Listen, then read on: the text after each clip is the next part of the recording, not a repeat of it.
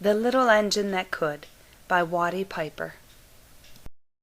Chug, chug, chug, puff, puff, puff, ding dong, the little train rumbled over the tracks. She was a happy little train, for she had such a jolly load to carry. Her cars were filled full of things for both boys and girls. There were toy animal giraffes with long necks, teddy bears with almost no necks at all, and even a baby elephant. Then there were dolls with blue eyes and yellow curls, dolls with brown eyes and brown bobbed heads, and the funniest little toy clown you ever saw.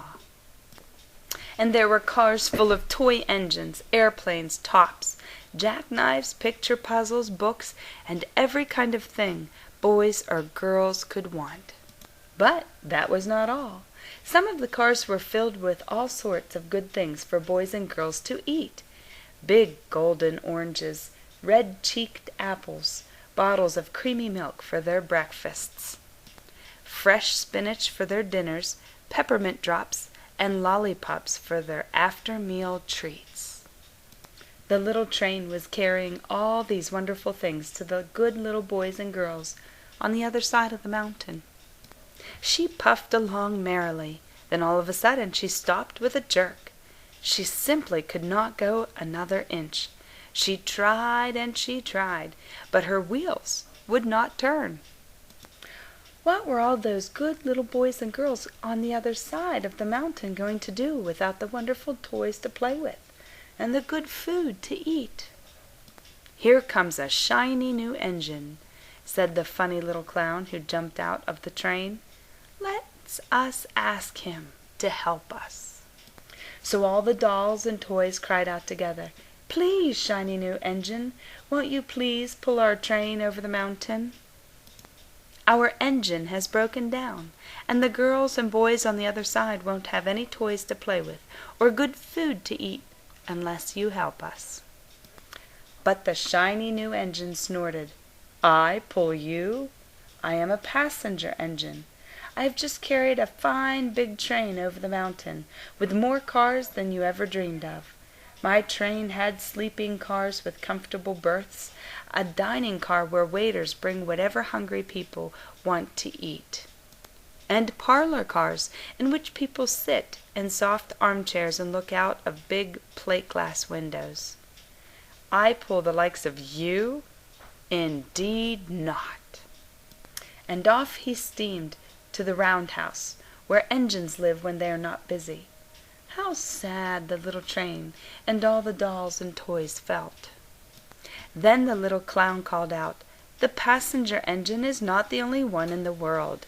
Here's another engine coming, a great big strong one. Let us ask him to help us." The little toy clown waved his flag, and the big strong engine came to a stop. "Please, oh please, big engine," cried all the dolls and toys together, "won't you please pull our train over the mountain? Our engine is broken down, and the good little boys and girls on the other side won't have any toys to play with or good food to eat unless you help us." But the big strong engine bellowed, "I am a freight train. I have just pulled a big train loaded with big machines over the mountain. These machines print books and newspapers for grown-ups to read. I am a very important engine indeed. I won't pull the likes of you." And the freight engine puffed off indignantly to the roundhouse. The little train and all the dolls and toys were very sad. "Cheer up," cried the little toy clown. "The freight engine is not the only one in the world. Here comes another. He looks very old and tired, but our train is so little, perhaps he can help us." So the little toy clown waved his flag, and the dingy, rusty old engine stopped. "Please, kind engine," cried all the dolls and toys together, "won't you please pull our train over the mountain? Our engine has broken down, and the boys and girls on the other side won't have any toys to play with or good food to eat unless you help us." But the rusty old engine sighed, "I am so tired. I must rest my weary wheels. I cannot pull even so little a train as yours over the mountain. I cannot, I cannot, I cannot.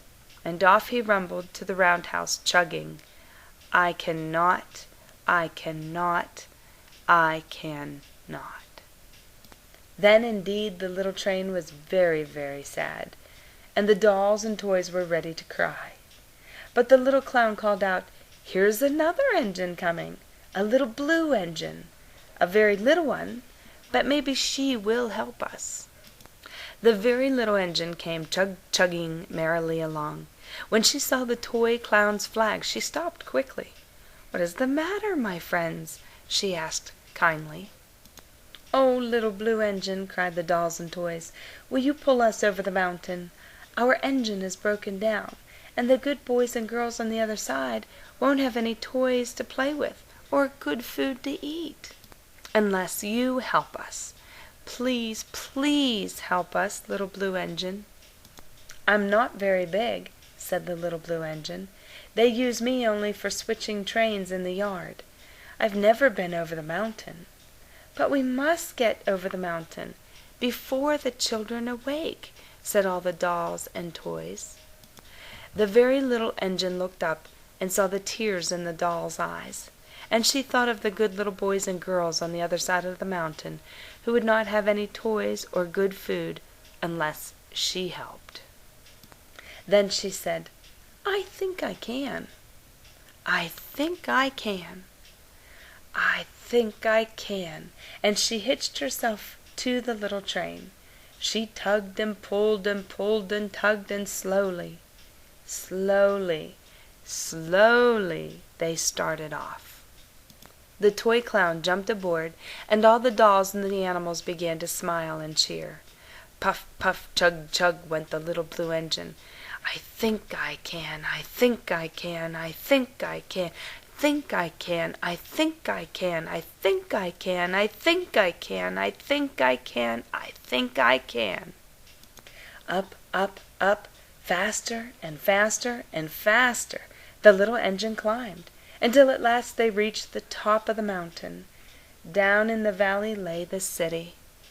"Hooray! Hooray!" cried the funny little clown, and all the dolls and toys. "The good little boys and girls in the city will be happy, because you helped us, kind little blue engine."